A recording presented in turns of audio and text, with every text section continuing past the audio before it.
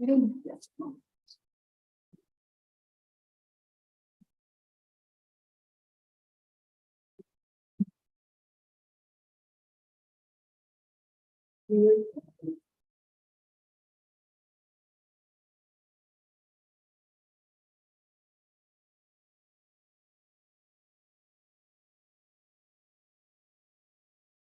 when you are, Mary Ann.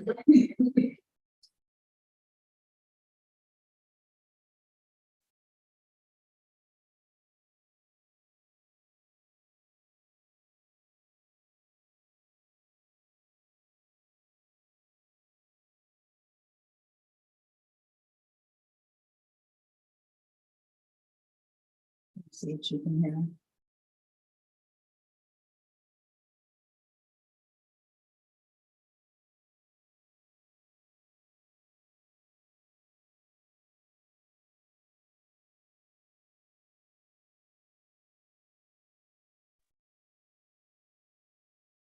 Can you guys hear me now? Okay. Okay, we'll go ahead and get started. Thank you for waiting. The City of Plymouth City Council regular meeting for Thursday, October 12th, 2023 is now called to order. In-person participation by the public is permitted. Remote electronic public participation is available in one of the following ways: via the City of Plymouth's City Council Zoom meeting, and the instructions to log on are listed on the agenda.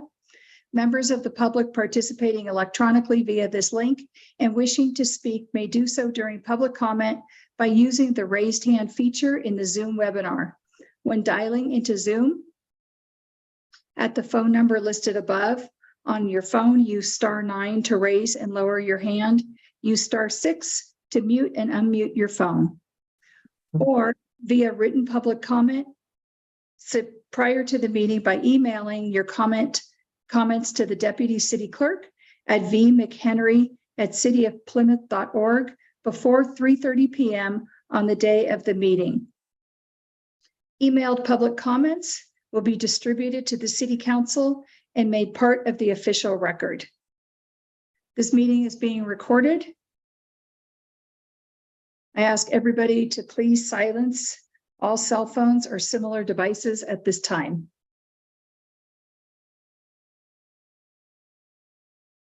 Could we please have a roll call? Councilmember White, Present. Councilmember McLaughlin, Here. Vice Mayor Sim, Present. Mayor Ackerland. Here. We have a quorum. Thank you. And would everybody please rise for the Pledge of Allegiance? Councilmember White, would you please lead us tonight? Pledge allegiance to the flag of the United States of America and to the republic for which it stands, one nation, under God, indivisible, with liberty and justice for all.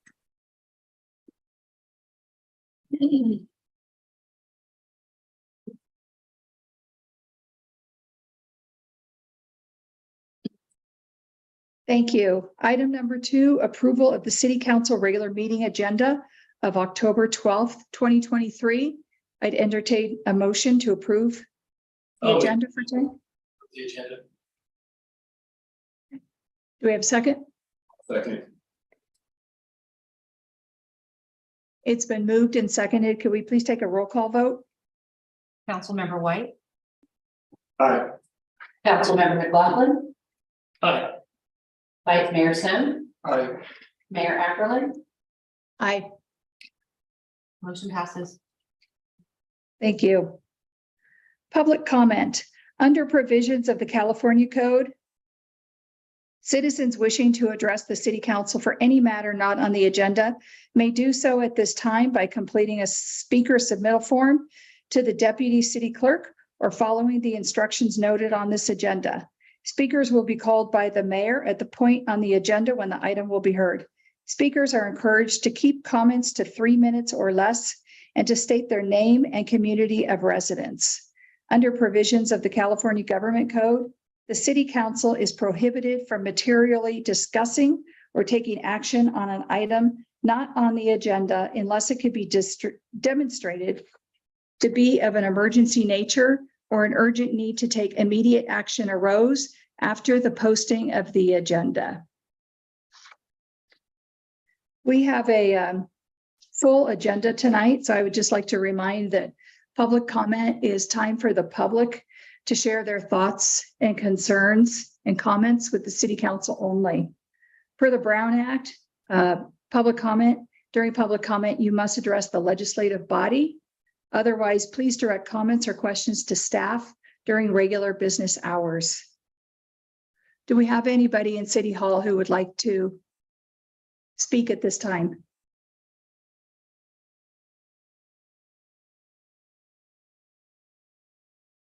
No one at this time. Okay, thank you. Do we have anybody on Zoom who would like to speak at this time? I don't see any raised hands. Okay, thank you. Now close public comment.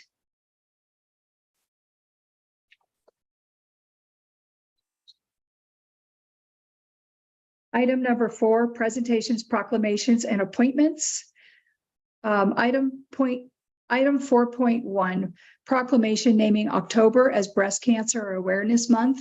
And I'd like to take a minute and read the proclamation. So this is a proclamation declaring October as Breast Cancer Awareness Month. Whereas October is nationally recognized as Breast Cancer Awareness Month to increase awareness of breast cancer, emphasize the importance of early detection through regular screenings, such as mammograms, reduce the stigma associated with breast cancer, promote research efforts, and celebrate the courage and resilience of those who have faced or are facing breast cancer.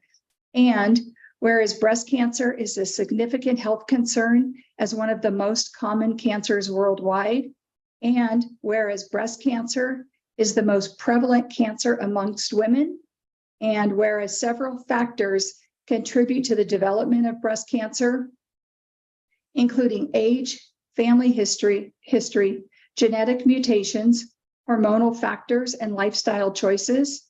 And whereas regular mammograms and breast self-exams are essential for early detection and early diagnosis, often leads to more effective treatment and better outcomes, including significantly improved survival rates.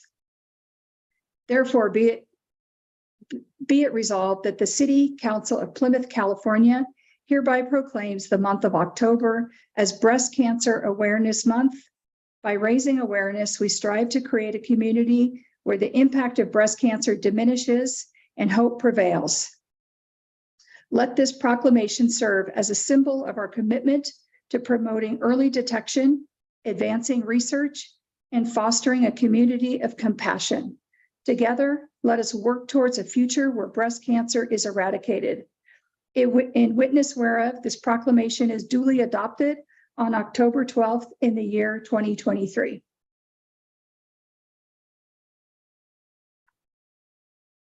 And I'd also like to take a minute to thank Jamie Lebenko for spearheading the efforts to place the pink ribbons all over town. And Jamie, about this proclamation. She couldn't be here tonight, but she did extend her gratitude.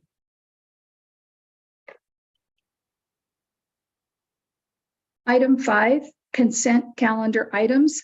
All matters listed under the consent calendar are to be considered routine by the City Council and will be enacted by one motion in the form listed.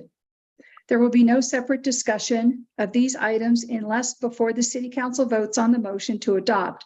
Members of the council, staff, or the public request specific items to be removed from the consent calendar for separate discussion and action.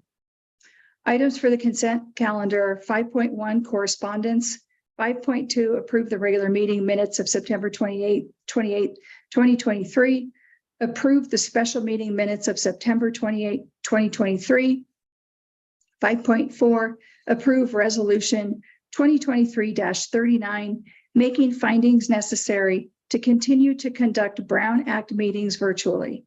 5.5 accept the warrant register for August 2023. 5.6, authorize payment of invoice over city manager's authority in the amount of $6,367.48 to Department of Transportation. Do we have any public comment at this time? Anybody in City Hall have public comment on the consent calendar? There's nobody at the lectern at the moment. Okay. On Zoom, anybody with public comment?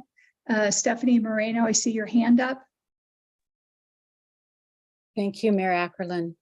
I have two questions regarding 5.1 correspondence and one question regarding 5.6 payment of invoice over city manager's authority. Okay, can you let us know your questions? Yes, on the correspondence, there's a notice of violation, failure to file annual diversion and use report from the State Water Resources Control Board dated August 11th, 2023. I was wondering if it looks to me like the reports, when I went online, there had been some reports filed, but they all showed zero amount of diversion. And I wondered if the issue has been resolved, if the reports have been filed, or if it was a matter of the information was contained in the reports, if there could be just a brief explanation as to why we were getting threatened with a $93,000 fine. Do you want me to do the second question or the other two, or do you want me to do one at a time? If you could do all of your questions now, that would be appreciated. Thank you. The next one is regarding the meeting agenda for the October 5th, 2023 Amador County Transportation Commission. It looks like the Amador County Transportation Commission was expecting an update from the City Council on what they wanted to be included in the 2024 Regional Transportation Plan. There was a deadline of September 21st, 2023 for them to receive project updates. Plymouth did not submit their update by that deadline. There's a new deadline of October 19th, 2023, which is next week. Wondering if there is going to be a report updating the request for the Regional Transportation Plan. My third question has to do with 5.6. I wondered if we could find out what project this overpayment was for and what the purpose or the reason for the overpayment was. Thank you. You're welcome. Would city staff like to address any of those now, or would you like to follow up with Ms. Moreno? I'll follow up with Ms. Marino at a later time. Okay, thank you. Is there, I don't see any other hands raised on Zoom. So I'll close this for public comment now. Is there any council discussion on the consent calendar? Otherwise, I'd entertain a motion to approve the consent calendar as presented. I'll make a motion to approve the consent calendar as presented. I'll second. Okay, it's been moved and seconded. Could we please have a roll call vote? Councilmember White, Aye. Councilmember McLaughlin, Aye. Vice Mayor Sim, Aye. Mayor Ackerland. Aye. Thank you. Motion passes. Thank you. Number 6, public hearings. There are none. We will move into the regular agenda items. Under 7.1, consider adoption of the City Council eligibility and vacancies policy. I'd like to start with, could we please have a staff report? Madam Mayor, City Council, this item was placed on the agenda at the request of council. And it is a policy based on government code. There is a typo in the staff report at the bottom, I'm sorry, in the policy at the bottom of page 1. I left out a 5 in the government code section. It should be 36513 instead of 3613. It's just a typographical error. The policy follows state government code in replacing a vacated seat by a council member. As council is aware, when a seat is vacated, you have 60 days to make a decision to either fill the seat by appointment or to call a special election. When you fill the seat by appointment, the seat has to be filled within 60 days, or you can call a special election within 60 days. This policy states that when you fill it by an appointment, the majority of the council does not have to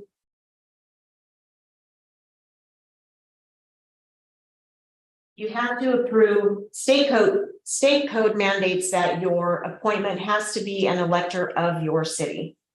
That is, it's just state code. The person serving on your city council has to be a registered voter in your jurisdiction.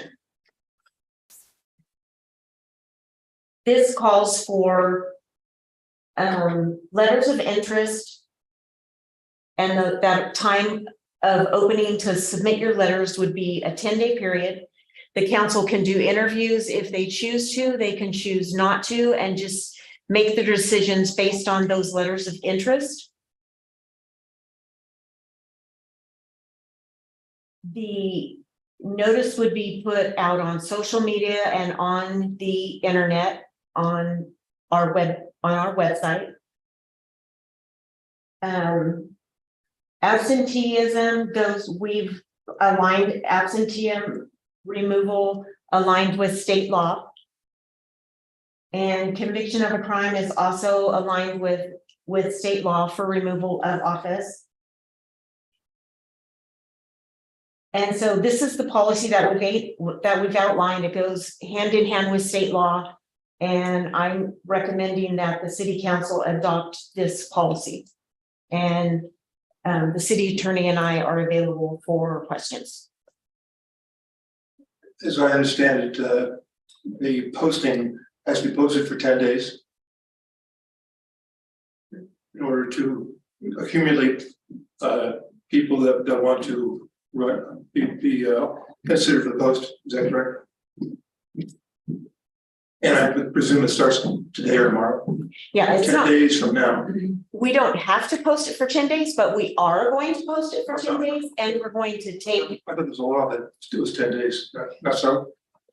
Excuse me, Councilmember Sim, just to ensure that we're trying to stay in order.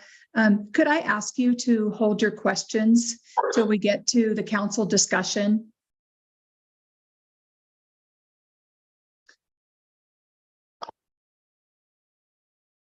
And before we get to council discussion, I'd like to open this for public comment. Is there anybody at City Hall who'd like to comment on this?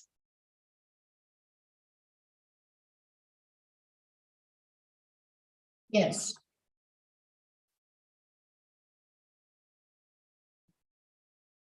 Yeah, John Gordon, citizen of the city of Plymouth. Yeah, I did turn a letter of interest in because I believe that the right policy to have would be to go out for candidates that showed interest in interviewing. That's the policies that we've used in the past with the replacement. Very similar to how we replaced the city manager was through a policy of interviews with the proposed applicants. I think that's the most reasonable way to do it and how to get to your best results. Anyway, I hope you did get my letter of interest, and thank you. Thank you. Is there anybody else at City Hall who'd like to comment at this time?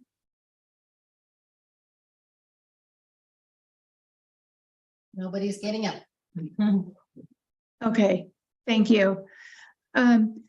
I'll turn to Zoom now. Ms. Moreno, I see you have your hand raised. Would you like to comment at this? Oh, wait, I'm sorry, Ms. Moreno. Oh, no, we're just turning off the mic. Sorry about that. Ms. Moreno, did you have public comment on this? Yes, I do. Thank you, Mayor Ackerman. Sure, please go ahead. I'd like to note that a couple of things that I noted in reading the policy, the draft policy. It states a higher standard for being a qualified elector of the city than the state does.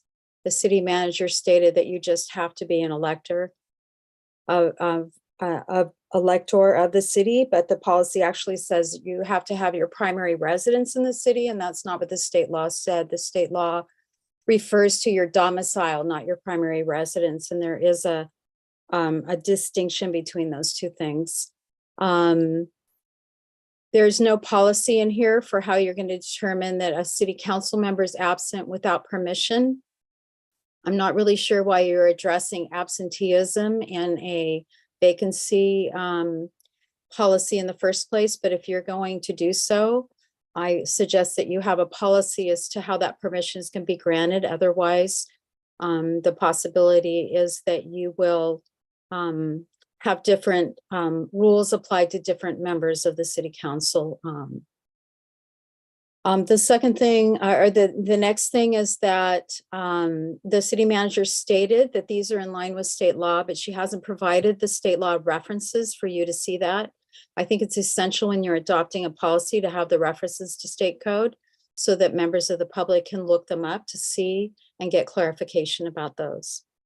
It also indicates, I believe, that the member of the city council who is in violation of his or her official duties, that shall result in immediate forfeiture of office.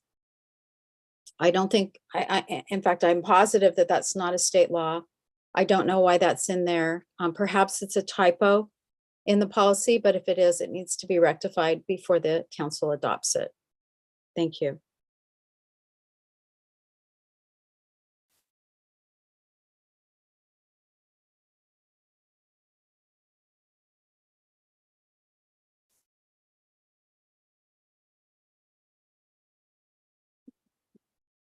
Ms. Marino, I actually have a question for you. That last part that you referred to, because I understand this is a newer version than what went out in the packet, but you referred to, I think you said not fulfilling. Mayor Ackerman, Yes, the correct one is in your packet. The one I sent you is the older version. I was corrected by the city attorney.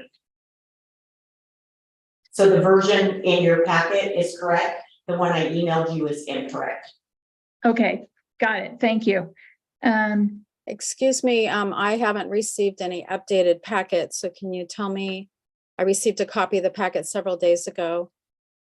So if there's a difference between what I was given in the mail and what you're looking at, I'd like to know what that difference is. I had emailed the mayor a copy tonight and I had placed some out at the dais. I thought I had put out the wrong policy, but within 5 minutes, the city attorney corrected me that I had not, and I collected all those back. I forgot to email the mayor and tell her that she had the correct policy in her packet. Thank you. Thank you. Is there anybody else on Zoom who would like to make public comment? I don't see any hands raised. Dana, am I missing anybody? No hands at this time. Okay, thank you. So at this time, I'll close this to public comment and open this for council discussion. And beginning with Councilmember McLaughlin. Thank you, Madam Mayor. It's great to see some of these policies coming forward. Unfortunately, this one is, well, I guess out of order due to a very unfortunate set of circumstances that we faced as a city. But thank you, City. I want to thank Margaret Roberts for bringing this forward so that we can actually be able to adopt a policy, then ultimately implement the policy to fill the vacancies. I have a question for you, Frank, or I guess a couple just clarifying that if you could, I guess, clarify the points that were brought up by Ms. Marino about the definition of resident versus, you know, I think was what you used in terms of domicile of the primary residence being in town. And then The second she referred to in 4A, the words, conviction of a felony or violation of his or her official duties. As I understand, this has been looked at and verified to be consistent with state law. I just want to verify those 2 points, please. Yes, thank you, Councilmember McLaughlin. Legal residence, domicile is also referred to as legal residence. It's defined as physical presence combined with an intent to remain. A city council member who moves their residence outside the city or district from which they have effectively vacates their office. Government Code 36502A as it relates to cities, 34882 by analogy of districts. And I would also see Government Code 1770E. And there are a series of Attorney General opinions that do apply this. The principle is legal residence as defined by those statutes and the Attorney General's opinions. So trying to put this in parlance that this community and this council would understand. But this is a policy that immediately, if it's potentially triggered, your staff should be asking legal counsel, what this, is this legal residence? Is this domicile? Those are the questions.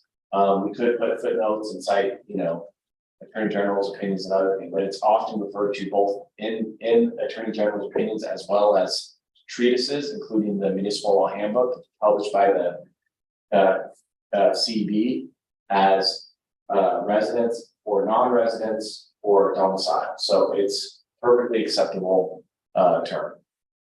And it is not to gut the legal significance of what that means by using that term. It's just a alternative use of the same concept, and the same rules will apply as to the technical term domicile.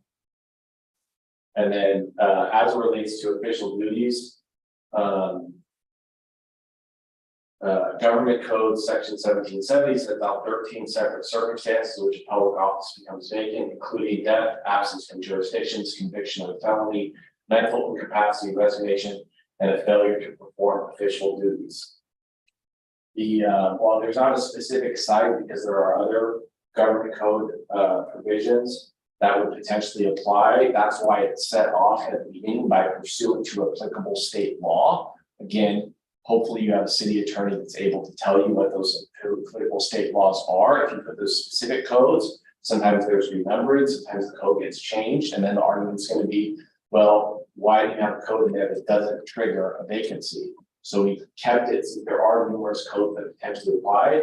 That's why the decision was made in drafting this carefully to put pursuant to applicable state law. And the language under 1770 sets out 13 circumstances as just one of those, and that includes failure to perform official duties. That cannot be his or her official duties that is arbitrarily decided by any council member or any city council. That has to be quote unquote pursuant to applicable state law. Did that answer your questions? Perfect, thank you. Yeah, you confirmed what I believe to be the case, but I appreciate your clarification. Thank you very much. Madam Mayor, no further. Okay, thank you. Councilmember White, did you have comments or questions on this? Yeah, I just have one question. Do we not have a policy beforehand? I know that this isn't our first time that we've had a vacancy on the council. We did not that I could find in any previous. No, I could not find one. Okay, thank you. And that is all I have. And then Councilmember Sim, and thank you for being patient. I didn't mean to speak out of turn. I understand. That's okay. It's gonna be a long night and we need to follow the order of the council. We appreciate your enthusiasm. But I guess I was just trying to figure out how long the notice is posted for the opening of this council member seat. As I read it, it's 10 days. And if that's the case, then I presume we're going to review the applicants at the next council meeting in 2 weeks. That's correct. And then will we act on a individual if we decide to go that direction? You will have the opportunity to act on them at the next council meeting if you choose to, or you can review them and discuss them and decide if you want to interview them if you want to make the appointment at that meeting. That is what the next agenda item is for discussion about. I understand, so therefore, we're not gonna make that decision tonight as to whether it's a appointee or a general election tonight. That'll happen next, in 2 weeks. Is that correct? That's it, right? That's going to be discussed in 7.2. Okay, all right, that's fine. That's all I have, thank you. Okay, and I don't have any further questions or comments on this, except to also say, thank you for working on this. And if there's no more discussion amongst council members, I would entertain a motion at this time, or would want to know more council staff direction by council. I'll make a motion to approve policy CC 001, city council eligibility and vacancies. With the one typo that Margaret pointed out in her staff report. I'll second that motion. It's been moved and seconded. May we have a roll call vote, please? Councilmember White, Aye. Councilmember McLaughlin, Aye. Vice Mayor Sim. Aye. Mayor Ackerlin. Aye. Thank you. Motion passes. Thank you. Item 7.2, consider and direction regarding how to fill the current vacancy on the city council. Could we please have a staff report? So the council just adopted the policy, but I want to explain this staff report that was written before I did the staff report on the policy. So this staff report was written to explain all of the different ways that you can fill a vacancy. So you can do an all-male special election, and I contacted the county office of elections, and they gave me an anticipated cost of $9,218 for just an all-male special election. For a polling place mail ballot special election, they anticipate the cost of approximately $21,418. To appoint a new council member to the vacant seat following the policy, it would take staff time, and that would be minimal cost to the city. The appointment would be because Councilmember Kleinfelder was in the first half of her seat, the council appointment would only be for the remaining half of her first seat. So it would only be until the election in 2024. And then there would be an election to fill the second half of her seat for a 2-year term. And then it would go back to an election for a 4-year term. And that would be the same case if it went to a special election. It would only be to fill her seat for a 1-year term, and then it would come back to an election the following year to be for a 4-year term. I did point out in the staff report under appointments that you could go off of the previous elections results. Some cities do it that way. I don't recommend doing it that way. They do it mostly that way when in larger cities or in cities that run elections by districts. Due to the timeline and the restrictions of the timeline in larger cities, it just works out better when they do it that way. Just determines how they set their policies up. I recommend at this point that the city council, I did lay out a timeline in my packet, which goes along with the policy that the council just adopted. And I would recommend that the council follow the policy that they just adopted with the timeline in this staff report to come back at the October 26th meeting with the letters of interest. And at that meeting, the council decide whether they want to set a special meeting for interviews, to make a selection off the letters of interest themselves, but make the determination at that meeting how they want to proceed forward. And that would be my staff presentation on this item. Thank you. At this time, I'd like to open this up for public comment. Is there anybody in City Hall who would like to comment on this? If so, please come up to the podium.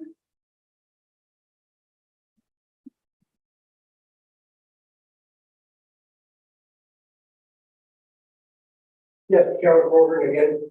I had a question, and these are probably break.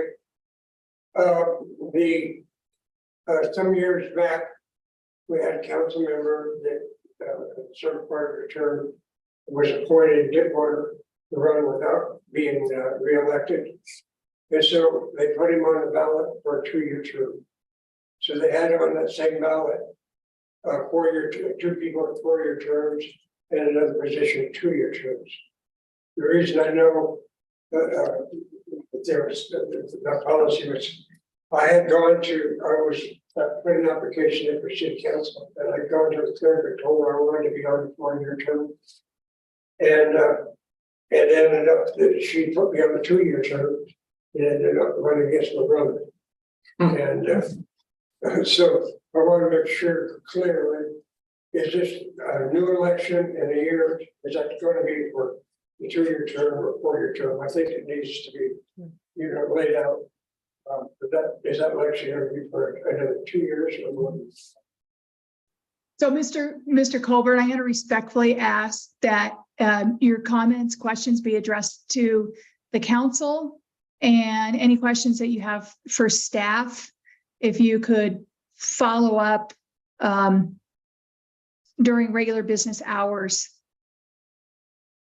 But did you have additional comments about this? Yeah.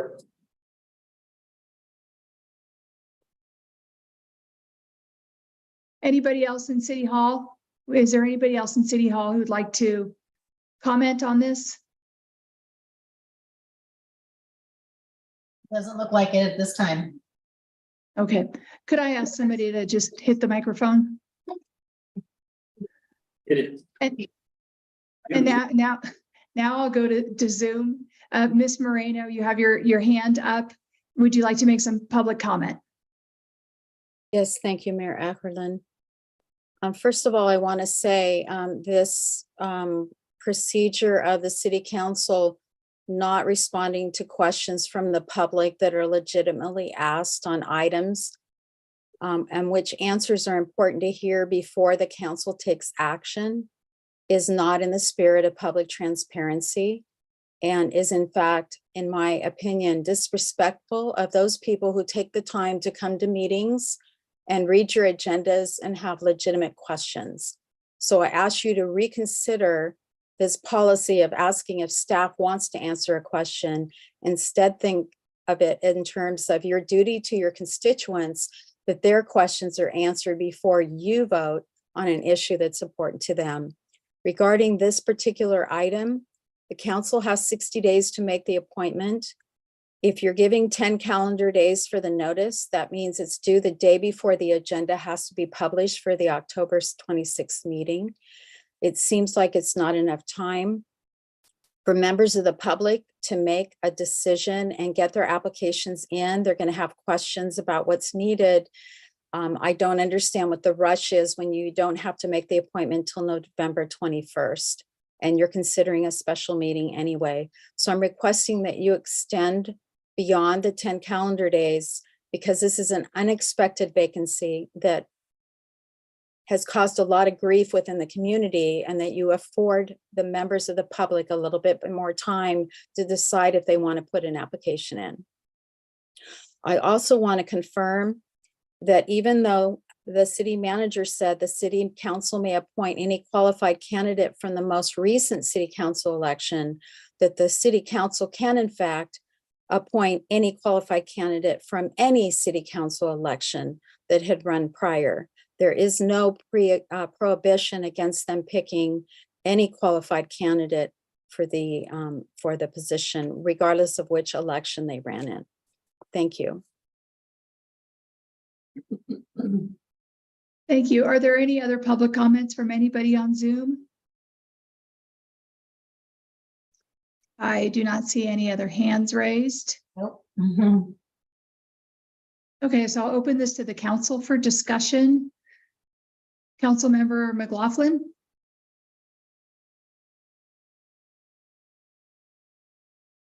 I think, I mean, overall, I think, we talked extensively about, process and the adoption of the policy in the previous item.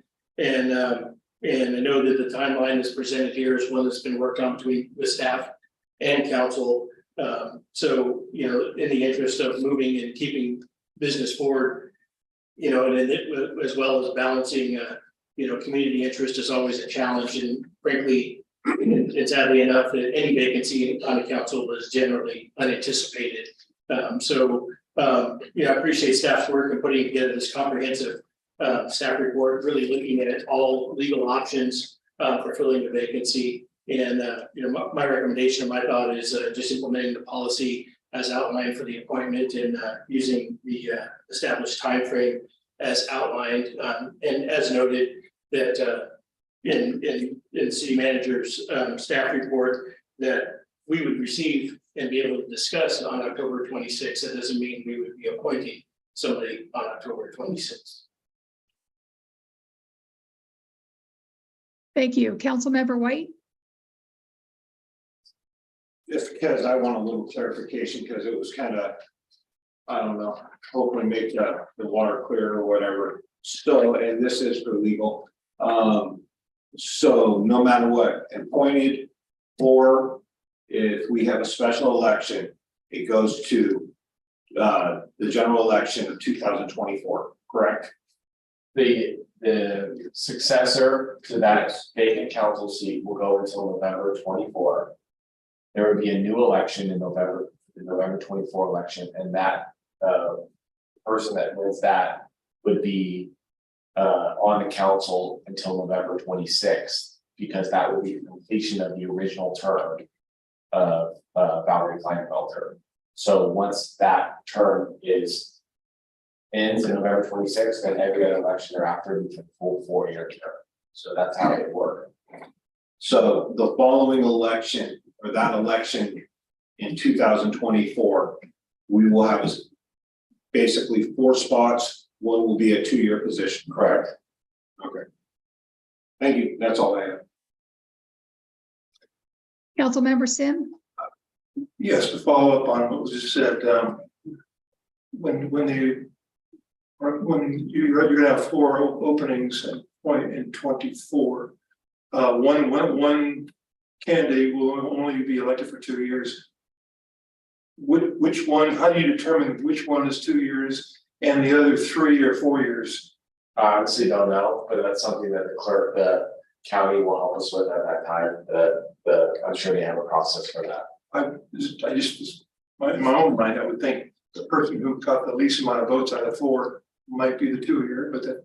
I don't think that's probably how it works. I think they probably ask and see who wants to do it first, and then they just. So you choose. And then I think they would my guess is they would try to get somebody to choose for that, choose that. And if not, I'm sure they have a way of, working that out. Thank you. I know in the city I know there was actually a spot that was ran for that 2 years. It was actually set for interim city council member. Thank you, Mayor. Thank you. And I just want to get some clarification about the timeline, which I appreciate you putting together, Ms. Roberts. But October 23rd, letters of interest would be due to the city manager's office. And the folks are going to know what we're looking for in a letter of interest. And then October 25th, we would decide if we're going to do interviews, and we could hold a special meeting to do interviews, or we could do the interviews at the meeting of the 26th. But at the 26th, at that time, we may or may not, depending upon how it goes, appoint a person at that time. Am I understanding the timeline correct? I think so. That's correct. Okay.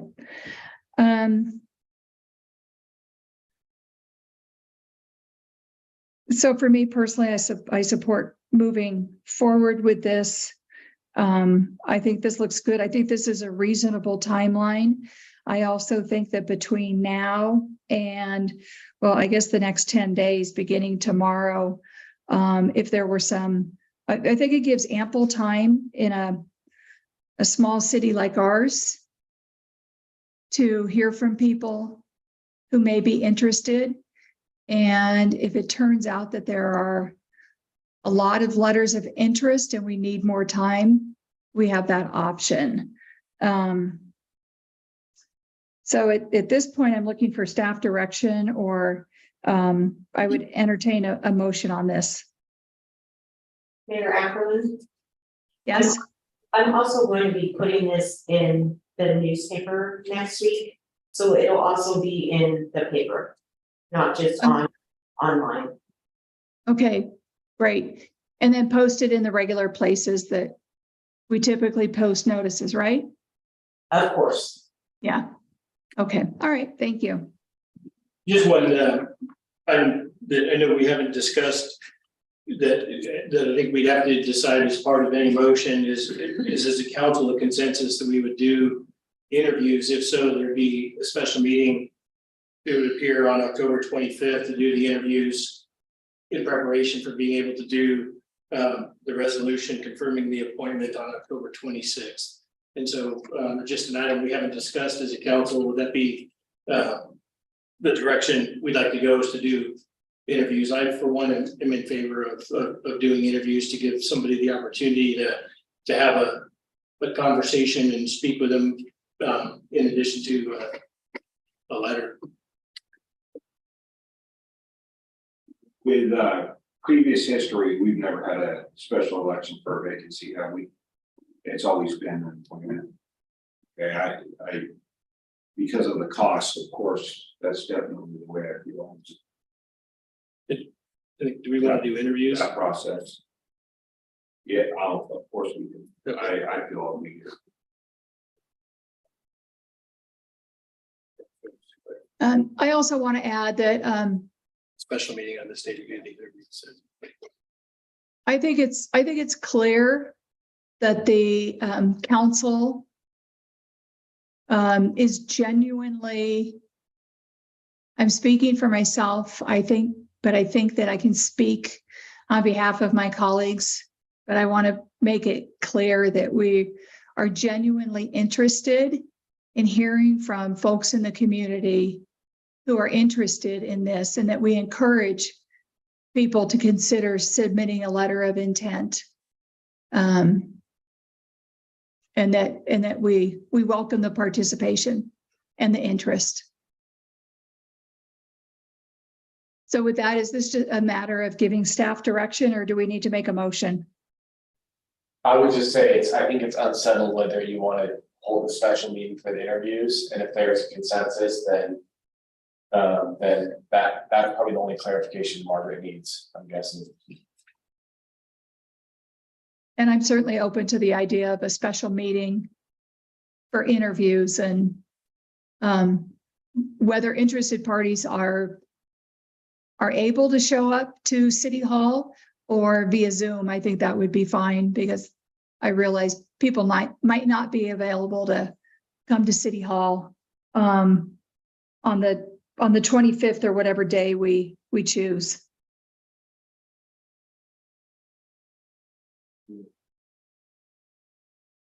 And so, yeah, just the timeline list for the October 25th would be the special meeting for doing interviews. And I know, it sounds like, I know three, I think that you're also interested in interviews. I am, yes. So, yeah, I mean, that would be, consensus. So do you need a motion or would that suffice for the direction? So implement the policy with interviews on the 25th.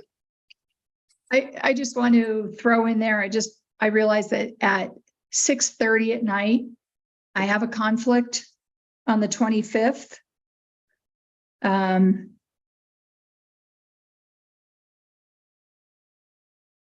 I could try to get out of that other commitment, but I can't promise that.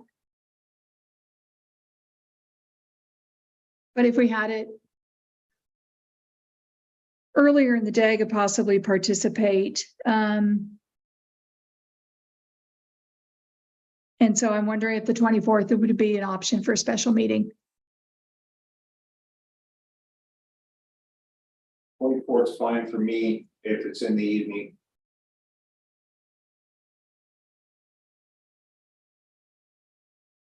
Yeah, I'll make that work. So it sounds like we have a consensus to move forward with this and have a special meeting on the 24th to interview interested people.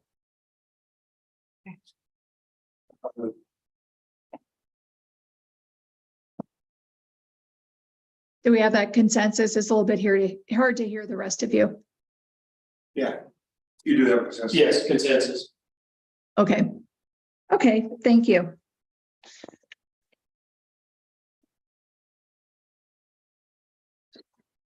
So we'll move on to item 7.3. Consider adoption of city council agenda policy. And could we please have a staff report? This is just the next policy in line for council adoption. It outlines the way the council agenda is put together, the order of the items, and the way items are placed on the agenda. It does outline how future items are placed on the agenda. In the majority of cities, when a council member requests an item to be placed on a future agenda, it requires a consensus of the council. And that's what this is putting into here. It does say by making a motion, but it also can be done by consensus. And that's an easy change.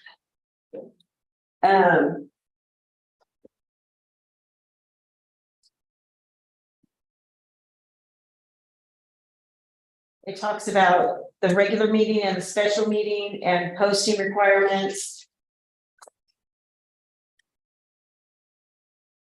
And it talks about the government code section that's referenced in the policy. There talks about consent calendar items and what's the difference between consent calendar and other items. And that is this policy. Okay, thank you. I'll open this now to public comment. Is there anybody at City Hall who would like to comment on this? Nobody is getting up at this time. Okay, I'll turn to Zoom now. Ms. Marino, you have your hand raised. Would you like to speak now on this policy? Yes, thank you, Mayor Ackerland. I'd like to make several comments. One is that it was not pointed out in the staff report, but it is also changing the way that consent agenda items can be pulled into the regular agenda. Currently, as read by Mayor Ackerland, earlier in the meeting today, a consent agenda item can be requested to be pulled by a council member, staff member, or member of the public. You are restricting that to a council member, which means you are again reducing the ability of the public to make requests or have input on items. Secondly, I know of no jurisdiction that has a council vote on something not on the agenda in order to determine if they can put it on the agenda. Unless it's an emergency item under a special section of the Brown Act, which this wouldn't fall under. If the council wants to do it by consensus, that's something different. I think you're already doing that, in fact.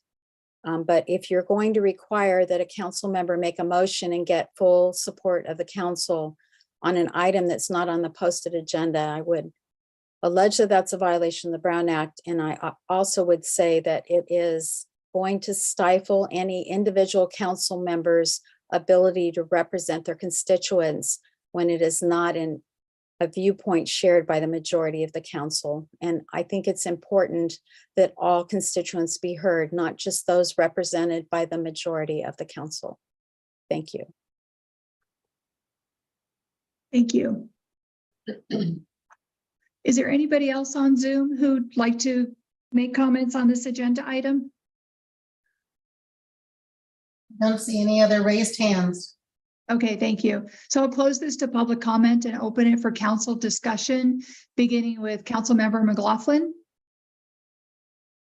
Must be my lucky night. Or alphabetical order. Madam Mayor, thank you for the opportunity on this. This is, I'm really glad to see this policy coming forth.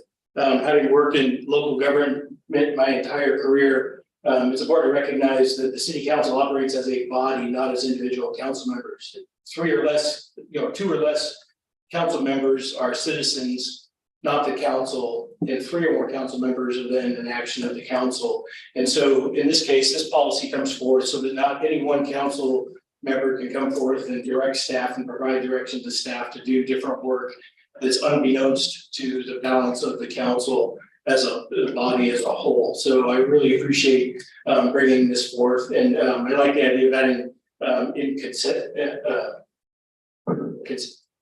I can't even get it out of my mouth. Consensus. Thank you very much. Into it, because I think that it's just a matter of acknowledging and having full council aware of any potential future agenda items. So thank you very much for bringing this forth, and I look forward to what this will do for city staff, so that you're not continually chasing one-off requests from individual council members, but rather having a more codified approach in how we do business, and that we as a body, the power exists in the body, not as with us as individual council members. So thank you very much. That's all I have.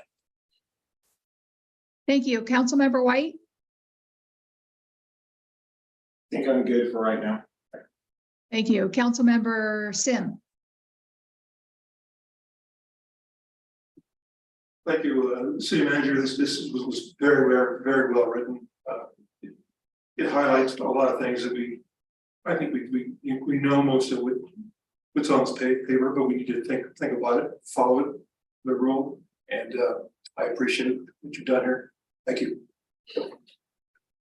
Thank you.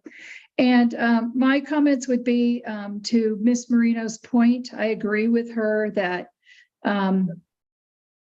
under D, a council member may request a specific item be removed from the consent calendar. I would like to also see added in there that a council member or member of the public or staff could also request that an item be removed from the consent calendar. So when I first saw this, I had an issue with this. I kind of liked the way that we were doing things. And as I worked through this, and I now see that I think this brings clarity and consistency to how we get things on the agenda. And also these one-offs. That way, as a council, as a legislative body, we all know what items and issues we've asked staff to work on and prepare. As a council member, I know in the past I've either brought something up at a meeting for a future agenda item, or I've emailed, and this goes back to my first days on the council when I asked, how do you get something on the agenda item? And I was told, well, you tell me, this was from our previous city manager, and I'm not trying to sound critical of that, but now I realize that if I do that as an individual council member, I might be asking city staff to do a lot of research or work on something that my colleagues don't necessarily feel is a priority at that time. So I think that this helps with the communication and us working together as a legislative body. I would also prefer to see that rather than the language say that a motion needs to be made, et cetera, that we could also do this via consensus. So that's my thoughts on that. But I do appreciate that I appreciate that we're getting some of these on paper. And I think it will be helpful to me. It adds an element, adds elements of efficiency and clarity, and serves as useful tools for the city moving forward. So I appreciate the work that's being done on this. Do any other council members have any additional comments?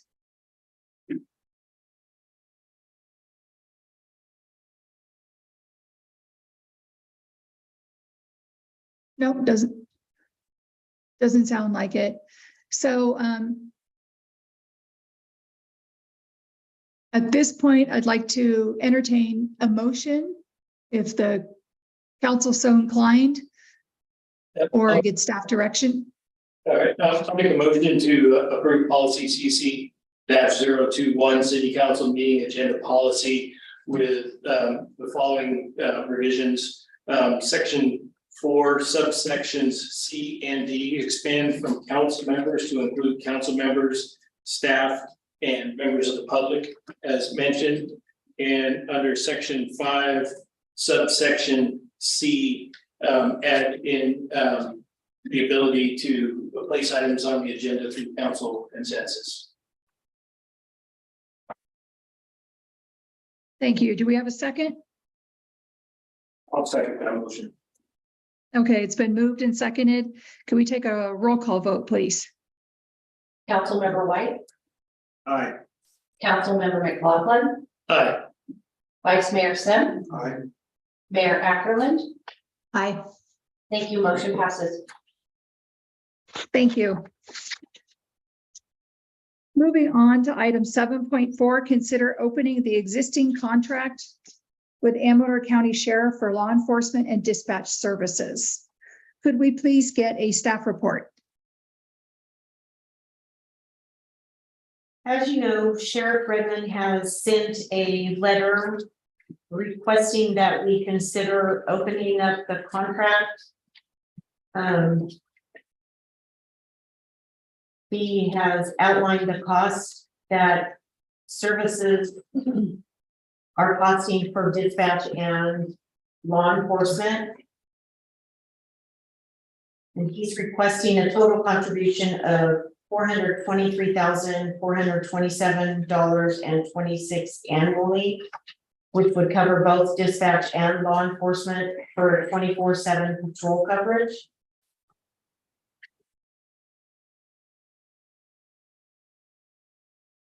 He has laid out the costs for 100 right now. He gets 100% of our COPS grant, and that's what we pay him. We don't pay him anything out of our general fund. So the only thing the sheriff's department gets is what we receive in the COPS grant. In the staff report, you will see all of the items, bullet points that the current agreement covers that we're supposed to be getting in services. If you decide to open up the contract, there could be significant fiscal impacts in doing so. In reading the contract, there are several things to point out. There is a clause in here that says if the tribe becomes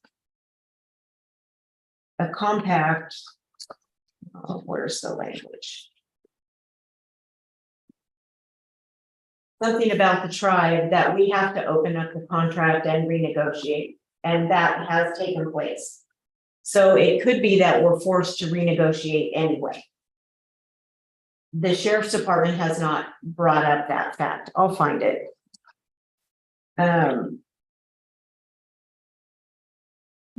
So it could be that we're already out of contract with the sheriff's office and it's a moot point and we may be having to do this anyway.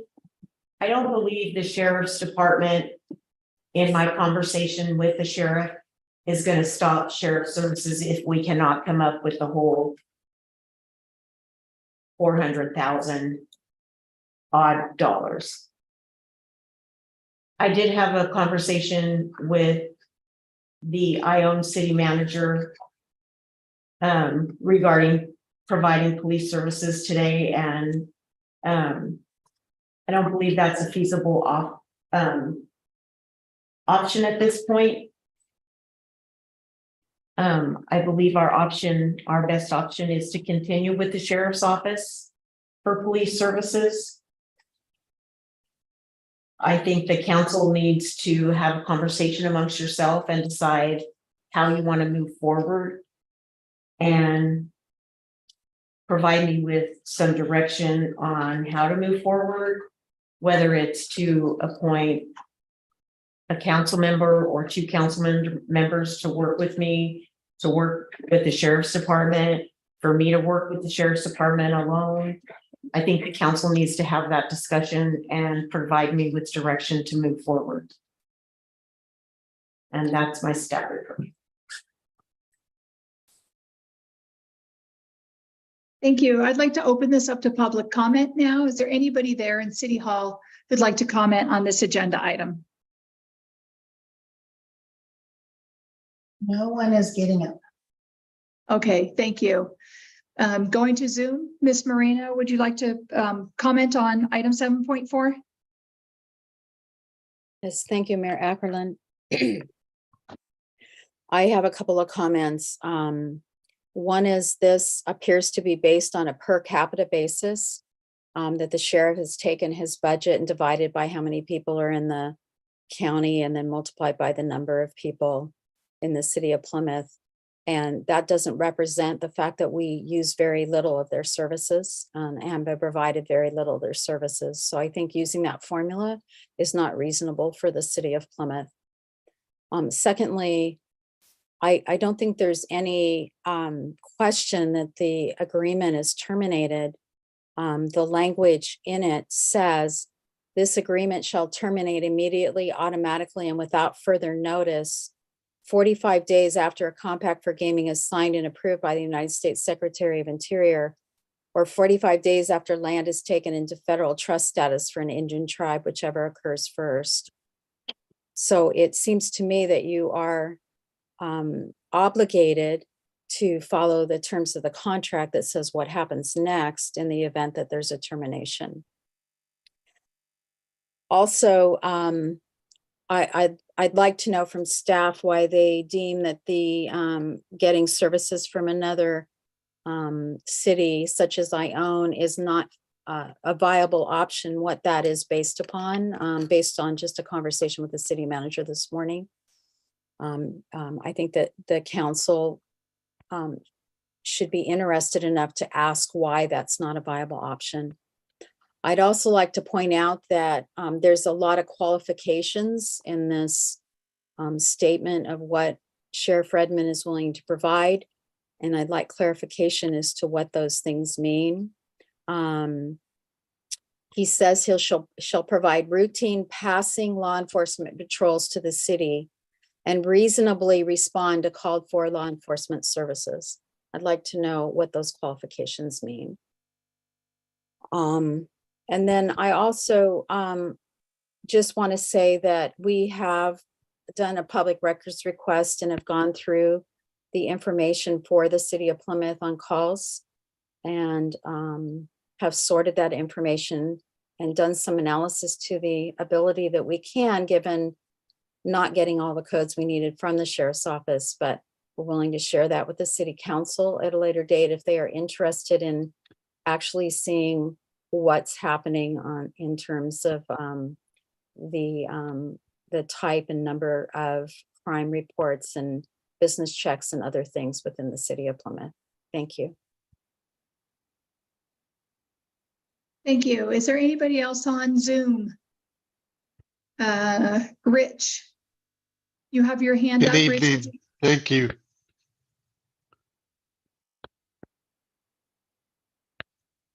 Rich, we're ready for your comments. Yes, can you hear me? Yes, we can. I can. Can the council Okay. hear Rich? Yeah.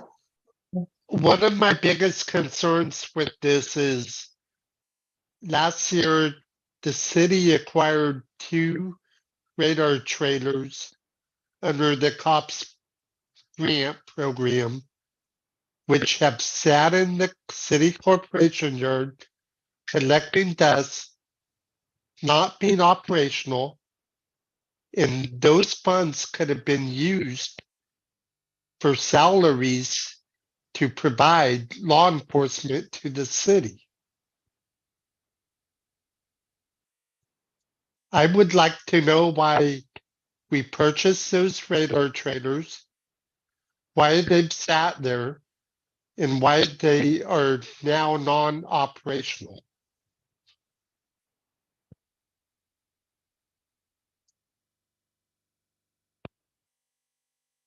Rich, did you have any other comments that you wanted to make? I would highly suggest you guys look at this contract thoroughly, look at the service you're going to get, because I have seen the service we've got and it has declined over the years.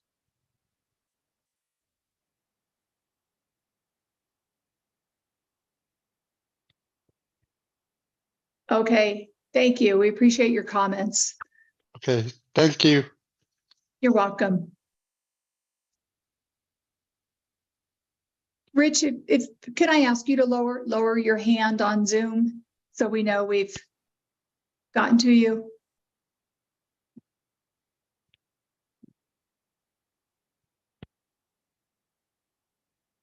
Or Dana, I don't know if you're able to assist with that. Okay, there we go. Thank you. Thank you. I don't see any other hands up on Zoom. I'll open this now for public comment, starting with Councilmember McLaughlin. Thank you, Madam Mayor. I think, you know, even if the compact statement that was brought up didn't, I guess, trigger termination or negotiation of the contract, we find ourselves before August 28th of 2024. So what, 5-6 months from now, that the Sheriff's Department could provide us notice that on April 28th, 2025, they would terminate the contract. So, I mean, that is just, the contract has been automatically extended every 5 years. This is something that is absolutely foreseeable that we'd be in a position to negotiate. The contract since 2005 has been, you know, for $100,000 maximum, and it's been $100,000 every year. And the part that troubles me is that we do not spend any general fund monies for law enforcement in this community. What that means is the citizens, for all intents and purposes, the citizens of the city of Plymouth do not pay for law enforcement. We get a state grant that we ultimately pass through to the Sheriff's Department to cover the $100,000. So we find ourselves in a very interesting situation. I see the letter that Chief Redmond sent out is basically a letter to solicit and begin a negotiating process. And I guess what I would like to see is, let's establish an ad hoc committee of 2 council members, a city manager, and ideally a finance representative, because we need to project going forward and how to transition. But we'll leave it to the city manager to determine what staff obviously would be involved other than herself. But we need to be able to project and anticipate moving forward of how we're going to be able to absorb and pay for the costs of service, regardless of whether the sheriff's department, city of Ione, or XYZ PD. But I think with the ad hoc committee, we'd be meeting and discussing options for the sheriff's department to be identifying benchmarks for service, measurable deliverables, identifying options for service delivery, and then basically try to develop we would develop a reasonable transition plan of whatever that would look like to be able to observe it. Obviously, as a city, we can't afford a $400,000 bill. So what does it look like for us? But we have to start working in that direction to try to address that. So anyway, again, my recommendation is establishing an ad hoc committee, do the work that would report back to the council on a regular basis. And I would like to see that ad hoc committee started immediately. And I would very much like to be a part of it, as I spent my entire career negotiating contracts in the public sector and local government. So that is all. Thank you. Thank you. Councilmember White? I agree with a lot of the comments, Councilmember McLaughlin.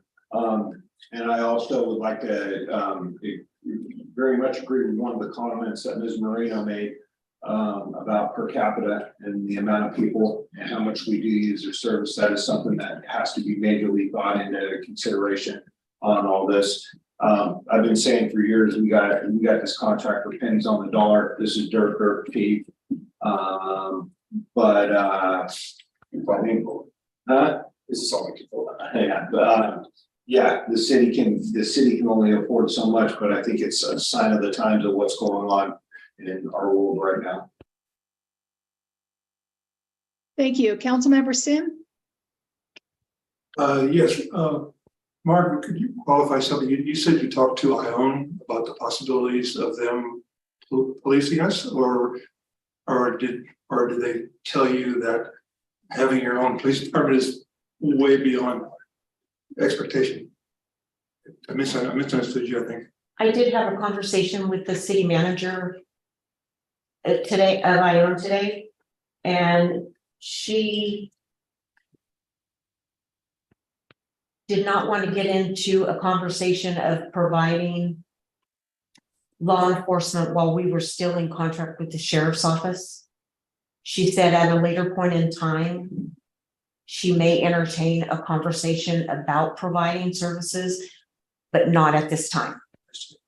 So She did not want to get in the middle of anything. That makes sense, and she's interim anyway. Correct. The other possible option is maybe Soda Creek. I And know they have 6 or 7 officers. Their budget for policing is just over the top. I wonder if there's any way that we could talk to them about the possibilities. They're closer, and they have the same services that Ione has, and maybe they would enjoy being able to spread the cost around it, perhaps. I guess CHP is off the table. I guess that's an impossible situation, huh? CHP sending cards through here during the day. I know it's a kind of reach, but we have Highway 49 running right through here. I don't know how often they come through here, but that may not be that may be. I think CHP only does traffic. They don't do any other police work. Right. And their jurisdiction's limited to the state. That's true.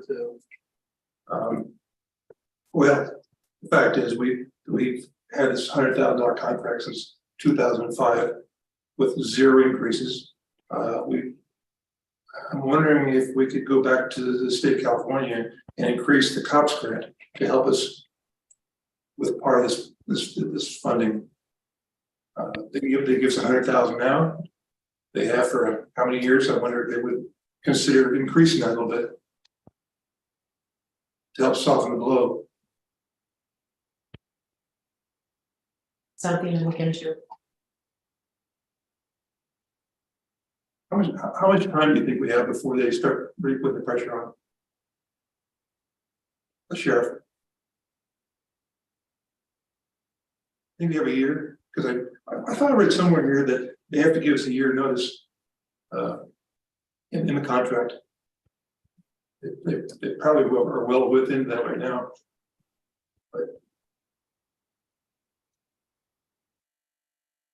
I don't think that's an answer I want to make at a public meeting. Yeah, probably not. I like your idea of putting together ad hoc. Giving you a little support, a little help, and negotiate with Sheriff Rivers.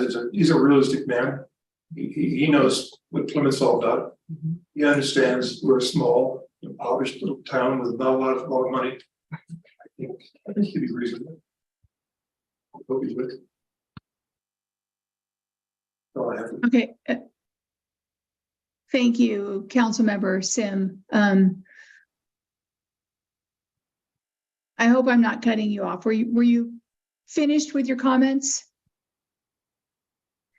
It's a little hard for me because I can't see the body language. We're good, Madam Mayor. Okay. And then my thoughts on this, first of all, I want to go back to Rich's comments about the radar trailers because I share that thought 100%. And I'm confident that's going to be resolved in the very near future. So thank you for mentioning that. And then as far as what Ms. Marino and also Councilmember White brought up is the looking at this as based on per capita. And I certainly don't know financing enough to really comment on that, but one of the things that I wonder about, and this is why I'd be glad to see further discussion and also an ad hoc committee, but the presence of law enforcement as being proactive just by being visible and that sort of thing. I can't help but think that it keeps crime down and therefore maybe less calls for service and that sort of thing. And not to mention, we have an amazing community here. I'm in favor of the ad hoc committee. And I would like to see Councilmember McLaughlin on it and another council person, obviously. Even though I'd be interested, I don't think that I could commit the time.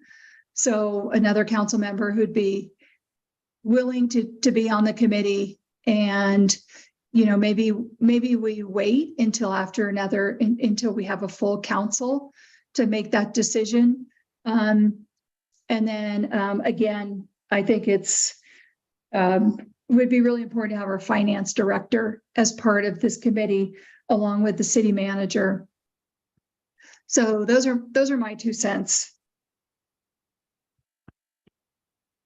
Any other council discussion? The gentleman was correct in the fact that those 2 trailers have not been utilized. However, I don't think they're going to be of much help in this situation since they're only worth about $35,000 to $40,000 each. I don't see where that's going to help us much in terms of paying for this increase in protection. But he's right; they should be put into some kind of use. If we can't use it, perhaps Sheriff Ruby can. The trailers actually belong to the sheriff's office. They don't belong to the city. And it wasn't until I met with Sheriff Redmond and asked him when they were going to come get them, he said, "Oh no, we don't have intentions to use them." And I said, "Well, can we use them?" Then he said, "You can use them whenever you want." And so I've made arrangements for someone's husband to try to figure out how to use them so that we can figure out how to use them so that we can start using them here in town.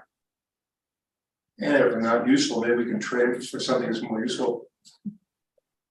Could be. If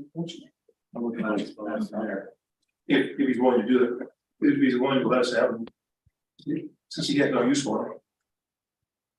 Any other council comments, or do we have a consensus that we'd like to put together an ad hoc committee to further? Madam Mayor, I think we do have a consensus on the ad hoc committee, but I do think that there is a person of the public that didn't speak during public comment that might have. No. Can't do that. Can't open that, sorry. Okay, thank you. Public comments closed. So, but yeah, I'm cool with the ad hoc committee. Do we need a motion to establish an ad hoc committee? No, it'll need to come back at a future meeting. It's not on the agenda for tonight. I'll bring it back next meeting. Okay, thank you. Thanks, everybody. Moving on to item 7.5. Consider selection and approval of contract with a planning firm for general planning services in an amount not to exceed $100,000. Could we please have a staff report? The current planner's contract is complete. We did a contract for $40,000 and they're currently over that amount. And so I sent out emails to Sacramento and area firms asking for proposals for general planning services. And I received 3 proposals back. They ranged from low to high dollar amounts in terms of hourly rates for their employees. It was not solely based on hourly rates, but quality of services I got in checking references. And the fact that some staff and our building official have worked with the firms before.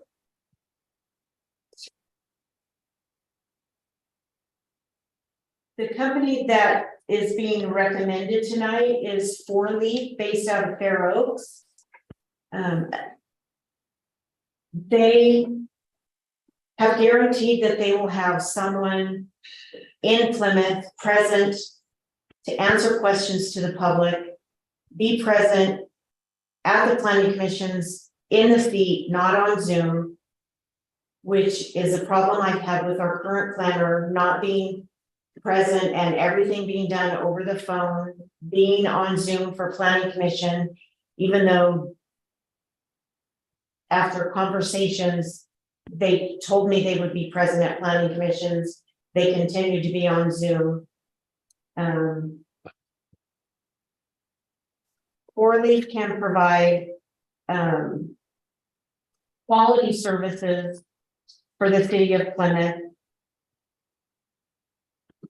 The $100,000 excludes third-party reimbursable costs, which is standard in the industry. It's what we did with the current planner's contract as well.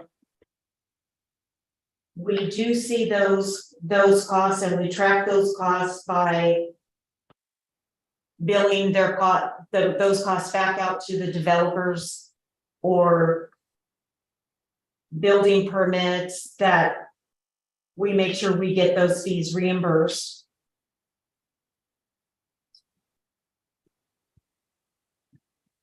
Four Leaf gave us quite a proposal back. It was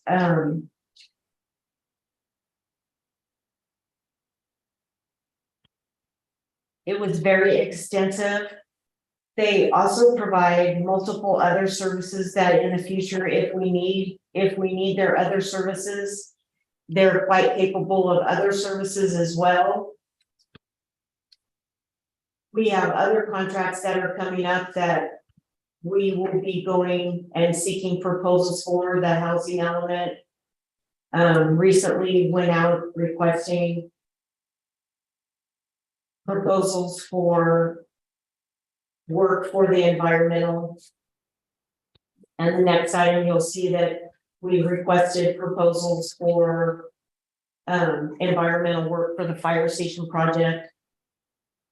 I believe that Four Leaf will provide the city with excellent planning services.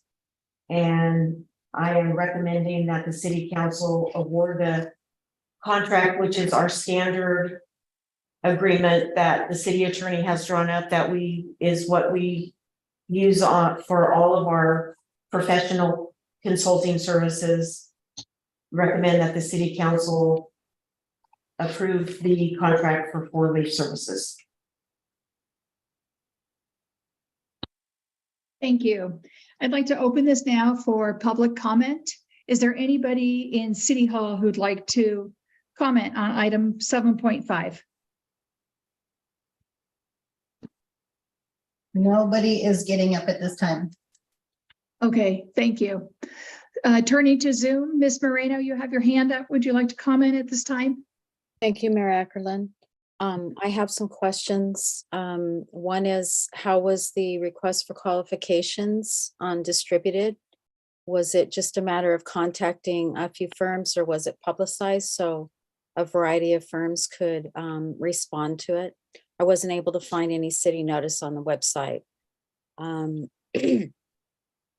The document, the RFQ document and the recommended firm's response is not in the packet, so we can't actually see what level of service that they're proposing. And I think it's important for the city council to know that before they vote, as there's been a number of complaints about the services, planning services over the last several years. The 100,000 mentioned in the agreement excludes third-party reimbursable costs and fees. Those are going to have to be included in the contract amount in order to pay the contractor. So it seems to me you're approving, if you approve this tonight, you're approving a contract with an unknown dollar amount.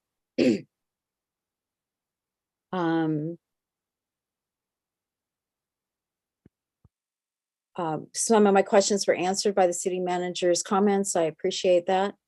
I also want to note that planning services are not a major component of the services that this firm offers. They're primarily construction management, building department services. And I just wonder if they're going to actually be providing a planning director to the city, or if they're just going to be providing staff services to the city as part of this contract. Thank you.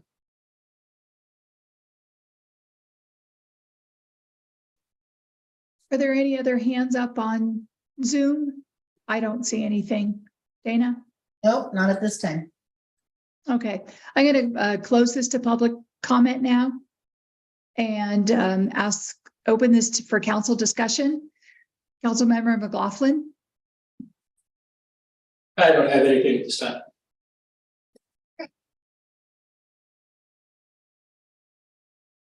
Councilmember White?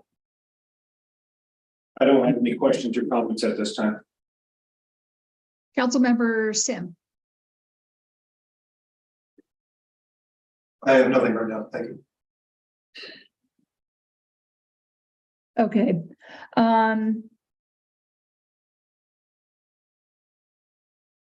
And my comment is to our city manager. I appreciate that you have it sounds like perhaps the last provider that there may have been some concern. So I appreciate that you have gone out and looked for a better option for the city. And that's my only comment at this time. So thank you for doing that. At this time, I would entertain. Yes. Can I please address a couple of questions from Ms. Marino? Yes, please. Thank you. She asked about if they're providing a planning director. They are in fact going to be providing a planning director, but they're also going to be providing a senior planner or associate planner, whichever is needed for the office hours. But if a planning director is needed that the associate or senior planner can't answer while in the office, that planning director will be available during those hours. So Okay, they are providing us with a planning director. okay, thank you for clarifying that, and I appreciate that. So at this point, if there are no other comments or questions from the council, I'd like to entertain a motion. Or I would entertain a motion. I'll make a motion to approve the standard city agreement with 4-Leaf for 100,000, excluding third-party reimbursable costs and fees over a 2-year period, as presented. Okay, it's been moved and seconded. Could we have a roll call vote, please? Councilmember White, Aye. Councilmember McLaughlin, Aye. Vice Mayor Sim, Aye. Mayor Ackerland. Aye. Thank you. Motion passes. Thank you. Moving on to item 7.6. And I'm going to ask the council, I want to check in real quick. Are we okay to keep going? Do we need to take a break for a little while? You guys, and Mayor Ackerman, could you take a 5-minute break? I need to print out a revised resolution for item 7.7. okay, yeah, so we'll come back in 5 minutes.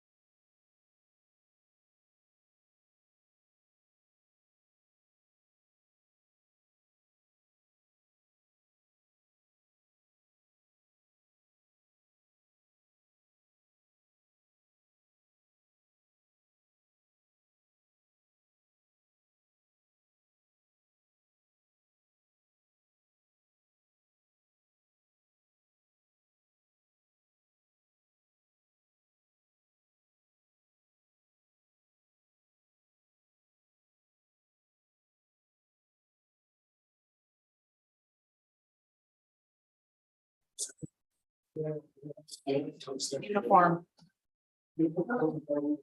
Yep. Fun.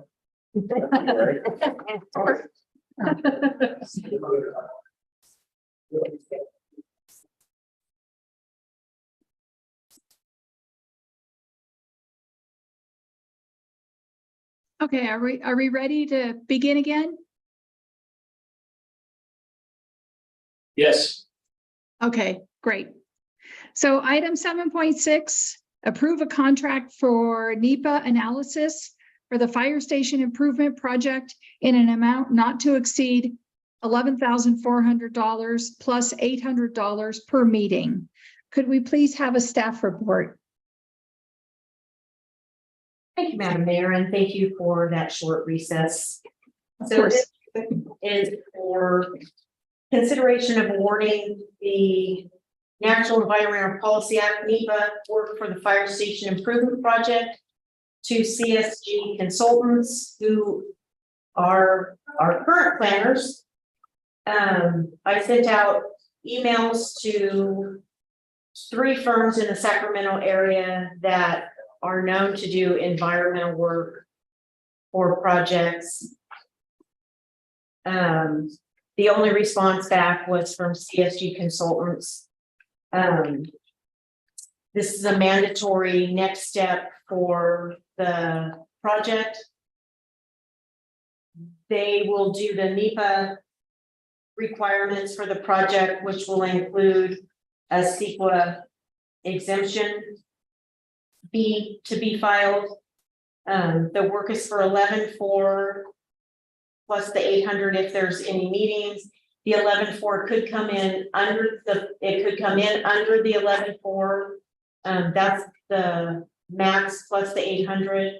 I did have a conversation with him today, and they're ready to move as soon as they get the okay.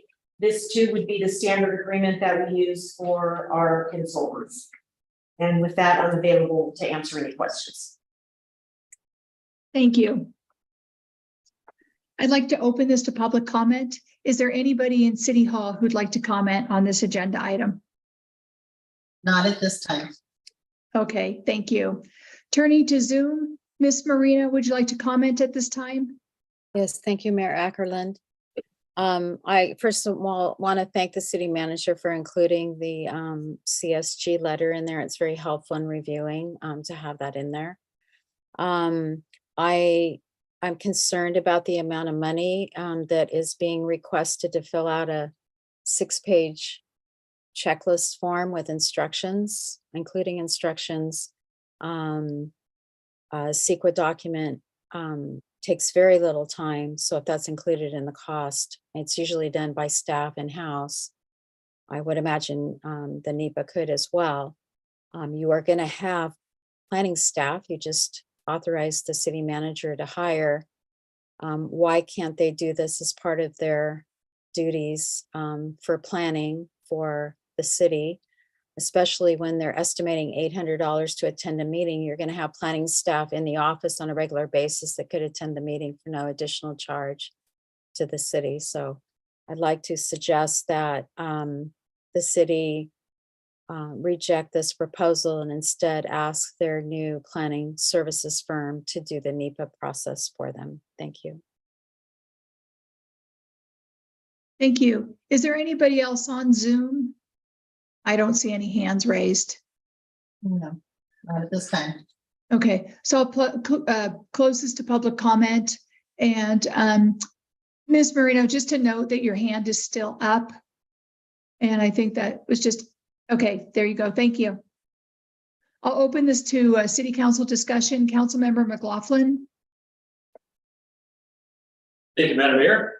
Just a couple of questions. Just want to confirm, obviously, I believe it would be the case, the CDBG will be covering the cost of this NEPA work. Is that's correct? Yes. And then, you know, the execution of the contract with the planning services for 4-leaf. I know that contract would still need to be, you know, executed. When's the anticipated start date for 4-leaf? November 1st. Perfect. And I see that CDBG is anxious about getting going on this study. So thank you very much. I'm sorry, Councilmember McLaughlin, could you just repeat that last part that you said? I got the part about four leaf is going to begin early November, but then what was your comment? Is that HCD is, I guess using the word in the staff report, anxious to get this study completed for the fire station work. So I was just looking at the time delay on that. Okay, thank you. Councilmember White? I'm good at this time. Councilmember Sim? Just happy to see this thing moving forward. It's an excellent project. Thank you. Thank you. And then just to clarify for me, how soon can CSG get started with this? As soon as we get them the contract and it's executed, they're ready to start. Okay, great. I have no other questions. But I would entertain a motion at this time. Make a motion to approve the CSG contract as presented. I'll second that motion. It's been moved and seconded. Can we have a roll call vote, please? Councilmember White, Aye. Councilmember McLaughlin, Aye. Vice Mayor Sim, Aye. Mayor Ackerland. Aye. Thank you, motion passes. Thank you.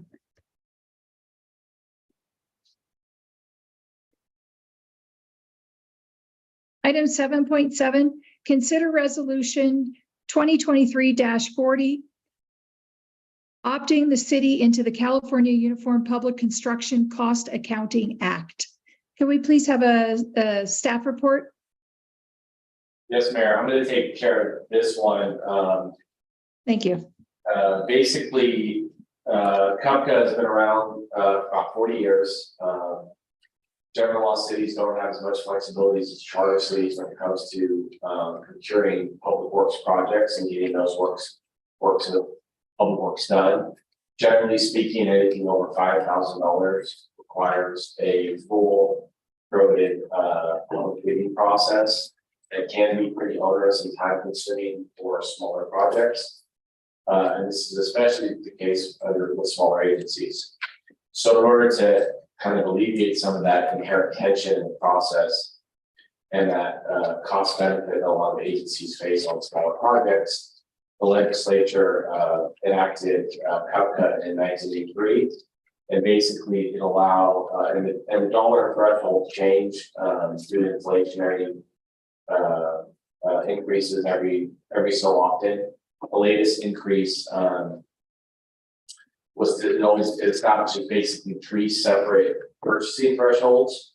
So any public works projects that's between 60,000 or less can be procured by the public agency's force account or by negotiated contract or by purchase order. So it's really just a matter of, for smaller projects, public works projects, 60,000 or less, the city being able to contact firms, solicit bids, quotes, that kind of thing. The next threshold is for purchases up to over 60,000, but 200,000 or less. And that follows the informal bidding procedures that are set forth in CUPCA. They're still a little bit flexible, more flexible, and a little bit more efficient than full-blown procedures under the normal bidding procedures under the Public Contract Code. And then you have for purchases, public projects of $200,000 or more than $200,000, you just have to default to the state purchasing requirements under the Public Contract Code. So kind of as a companion to opting in via this resolution, the city will be coming back with an ordinance to follow the informal bidding procedures for that $60,000 to $200,000 range I just mentioned a second ago. That will provide the guidelines and the guidance for that. But for 60 and below, no separate ordinance is required. Opt-in to the resolution is all that's needed. And so that's all we're doing at this time.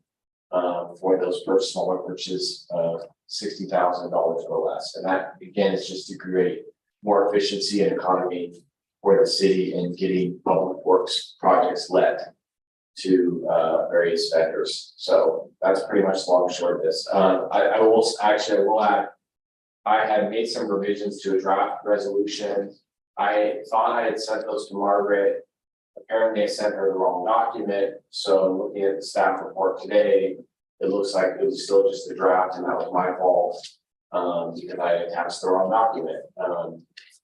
And so I did make a few changes to the draft resolution. And I think those have been delivered to the council and then placed at the back table and emailed to interested parties. But basically I made a change to section E to spell out what was there before. It's kind of, I think, says it in a more clear way. Deleted the old section 4, or it changed section F to make it clear that we will be adopting the ordinance. Not something that we're doing tonight. Section 4 deleted the language regarding penalty for insurance that wasn't needed. Section 7 deleted electronic signatures because that also not needed, and changed the old section 8 to the deputy city clerk and city clerk or the deputy city clerk. But it just make it simple. Other than that, the resolution is the same as what was provided in the packet. I'm happy to answer any questions if the topic has it. Thank you.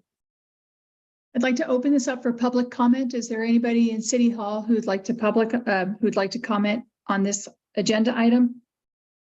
Yes. Okay, Matt Patel, city engineer. I think this is a great idea. Highly recommend you guys approving this resolution.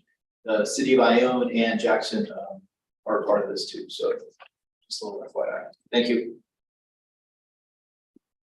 thank you, Matt. Anybody else there at City Hall who'd like to comment? Doesn't look like it at this time. Okay, thank you. Going to Zoom. Ms. Marino, I see you have your hand up. Would you like to comment at this time? Yes, thank you, Mayor Ackerland. I have a couple of questions. One is this requires an ordinance, I believe.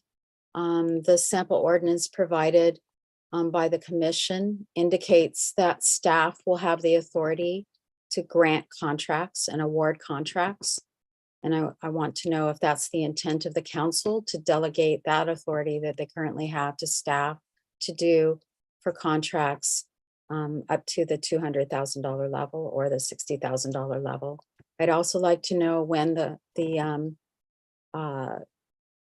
ordinance is coming back for adoption, if the city intends to wait until the ordinance is adopted before it starts implementing the procedure. I'd also like to know if the how the city intends to notify contractors or potential bidders that they have to get on a list in order to do business with the city for certain projects. And that list will only be renewed on an annual basis so that people aren't left out of being able to be involved in the process because the city has changed its notification and bidding procedures. Thank you. Thank you. Margaret or Frank, are you in a position, would you like to address Ms. Moreno's questions or would you like to follow up later? I'm happy to do it now, so I don't forget to do it later. Just really quick, the ordinance itself, as I just described, is related to that middle window of public works projects between 60 to 200.